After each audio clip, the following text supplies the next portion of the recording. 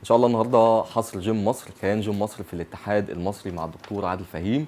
هيطلعنا على حاجات كتيره جدا، يمكن ناس كتيره جدا مش عارفاها ومش واخده بالها منها، زي ان اللعيبه بيتقاضوا اجر والمكافآت وحجم الكلام ده كله والميزانيه بتاعه الاتحاد قد ايه، وهو بيقدر يوفر قد ايه للعيبه.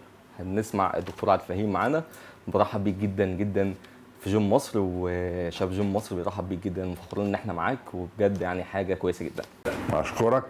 وأنا بأهني جيم مصر على الإقبال الكبير اللي هم عاملينه والنجاحات الكبيرة وإخلاصكم واهتمامكم بتوصيل المعلومة الصحيحة والجادة لكل الناس. ومش بس جيم مصر عشان مسمع، أي حد في أي وقت حتى على مستوى شخصي حابب ياخد مني معلومة أنا موجود، لأن ما عندناش حاجة نخبيها، وبل بالعكس اللي موجود عندنا يشرفنا ويسعدنا ويرفع راسنا. أنا كنت كده رزية على الاتحاد المصري لمدة 23 سنة، بفضل الله حققنا فيهم 15 مرة أول عالم، منهم 9 مرات ورا بعض، 5 مرات تاني عالم، 3 مرات تالت عالم. وده إنجاز أعتقد أنا مرفوع الراس ومصر مرفوعة الراس وكلنا مرفوعين الراس بيه، وسجلناه في موسوعة جينيس وفخورين بيه.